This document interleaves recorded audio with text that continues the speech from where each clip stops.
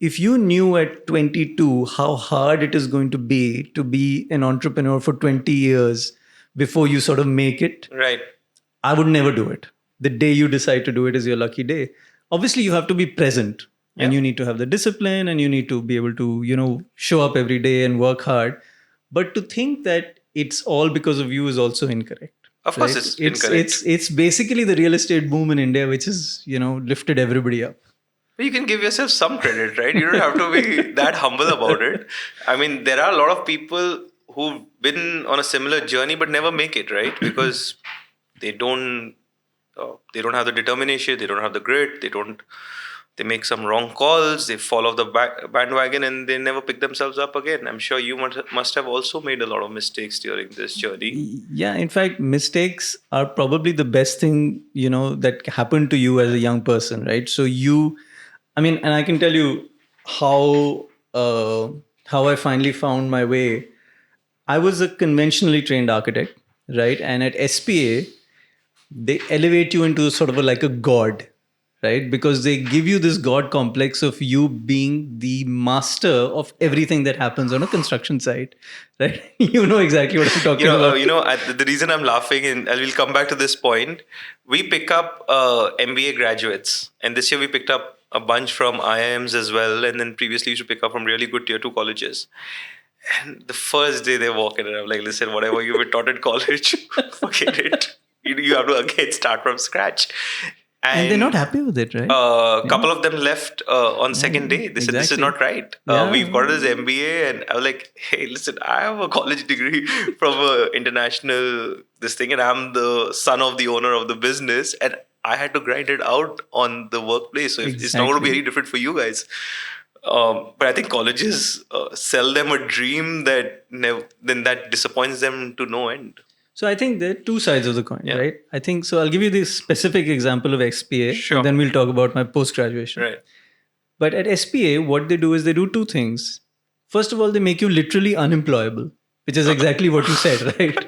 Because they give you this God complex that, okay, you have now been imbued with Yeah. all the knowledge there is in the universe. In the construction side, you're the master, you sit at the top, you tell everybody what to do, Right. right? That's the sort of the negative side of it, right? But the positive side of it is that they give you so much self-confidence in what you believe to be right that you sort of sail through life sure about yourself. Yeah. Right? And which is incredible, because a lot of self-doubt, is crippling for especially young people, right? I see a lot of young people who aren't fully sure of themselves and aren't fully sure of whether the decisions they're taking are right or wrong.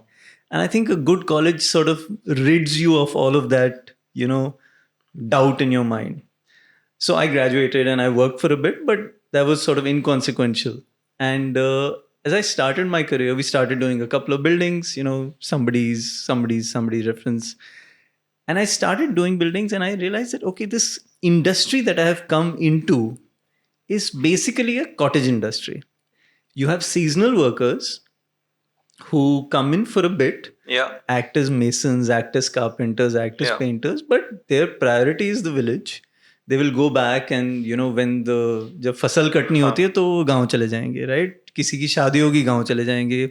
Somebody died, they have to go to the गाँव. So the idea that construction is a part-time job for, I would say, 80% of the workforce is not something that you grapple with, right? When you start a project. Right. On the supply side, things are far more organized, right? So you could order stuff on the phone. If you wanted a particular brand of a particular product in a particular dimension, you could still obtain it. But to be able to put it together, you needed an expertise that did not exist, right?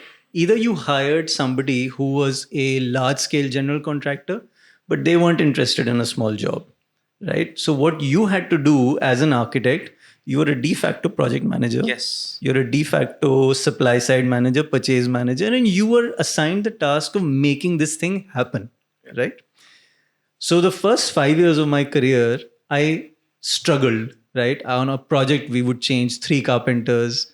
We would go through 2-3 electrical guys.